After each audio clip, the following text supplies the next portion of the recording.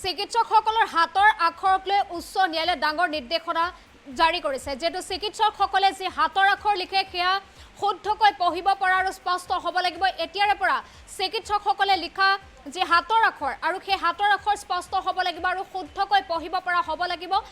ইতিমধ্যে উচ্চ ন্যায়ালয়ে নিৰ্দেশ দিছে চিকিৎসকসকলক হাতৰ আখৰ স্পষ্ট আৰু পঢ়িব পৰা হ'ব লাগিব চৰকাৰীয়ে হওক বা বেচৰকাৰীয়ে হওক চিকিৎসকসকলৰ যি হাতৰ আখৰ সেই হাতৰ আখৰ স্পষ্ট হ'ব লাগিব আৰু শুদ্ধকৈ পঢ়িব পৰা হ'ব লাগিব আমি এটা ডাঙৰ খবৰ লৈছো নেশ্যনেল দৰ্শকসকলৰ বাবে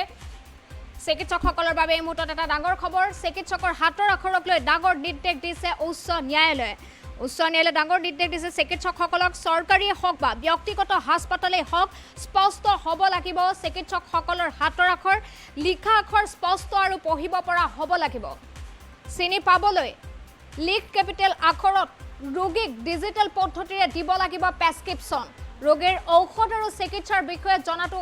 অধিকাৰ আছে গতিকে যে আখৰ লিখে সেয়া স্পষ্ট আৰু পঢ়িব পৰা হ'ব লাগিব ৰোগীয়ে পঢ়িব পৰা হ'ব লাগিব ৰোগীক ডিজিটেল পদ্ধতিৰে দিব লাগিব প্ৰেছক্ৰিপশ্যন এতিয়াৰে পৰা চিকিৎসকসকলে চিকিৎসকৰ হাতৰ আখৰক লৈ এটা ডাঙৰ নিৰ্দেশ দিছে উচ্চ ন্যায়ালয়ে ৰোগীৰ ঔষধ আৰু চিকিৎসাৰ বিষয়ে জনাটোৰ অধিকাৰ আছে ৰোগীৰ আৰু মেডিকেল কলেজৰ শিক্ষাৰ্থীসকলে স্পষ্ট আখৰ লিখিব পৰাকৈ শিকাব লাগিব যেতিয়ালৈকে কম্পিউটাৰত প্ৰেছক্ৰিপশ্যন লিখা নহয় তেতিয়ালৈকে কেপিটেল আখৰত লিখিব লাগিব চিকিৎসকসকলে এই নিৰ্দেশ দিছে পাঞ্জাব আৰু হাৰিয়ানা উচ্চ ন্যায়ালয় এই মুহূৰ্তত এটা ডাঙৰ খবৰ লৈছো চিকিৎসকসকলৰ বাবে লগতে নেশ্যনেল দৰ্শকসকলৰ বাবে এই মুহূৰ্তত এটা ডাঙৰ খবৰ চিকিৎসকসকলৰ বাবে ডাঙৰ নিৰ্দেশ দিছে উচ্চ ন্যায়ালয়ে এতিয়াৰে পৰা চিকিৎসকসকলে যি প্ৰেছক্ৰিপশ্যন লিখে সেই প্ৰেছক্ৰিপশ্যনত লিখা আখৰ স্পষ্ট হ'ব লাগিব আৰু শুদ্ধকৈ পঢ়িব পৰা হ'ব লাগিব যাতে ৰোগীয়ে সেই প্ৰেছক্ৰিপশ্যনৰ আখৰ চিনি পায় বা পঢ়িব পাৰে যেটো ৰোগীৰ ঔষধ আৰু চিকিৎসাৰ বিষয়ে প্ৰত্যেকগৰাকী ৰোগীৰ জনাটো অধিকাৰ আছে দৰকাৰ আছে সেইভাবে এতিয়াৰে পৰা চিকিৎসকসকলে নিজৰ আখৰখিনি স্পষ্ট আৰু পঢ়িব পৰাকৈ লিখিব লাগিব চৰকাৰীয়ে হওক বা ব্যক্তিগত হাস্পতালৰে হওক সকলো চিকিৎসকে তেওঁলোকৰ প্ৰেছক্ৰিপশ্যনত যি লিখে সেইখিনি স্পষ্ট হ'ব লাগিব হাতৰ আখৰখিনি স্পষ্ট হ'ব লাগিব সকলোৱে পঢ়িব পৰা হ'ব লাগিব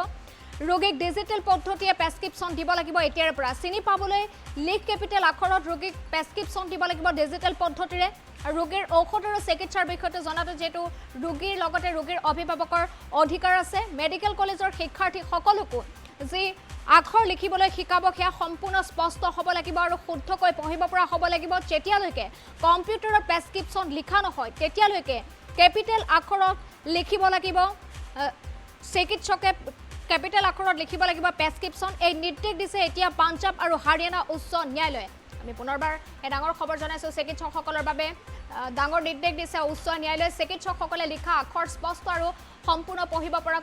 হ'ব লাগিব স্পষ্টকৈ লিখিব লাগিব চৰকাৰী হওক বা ব্যক্তিগত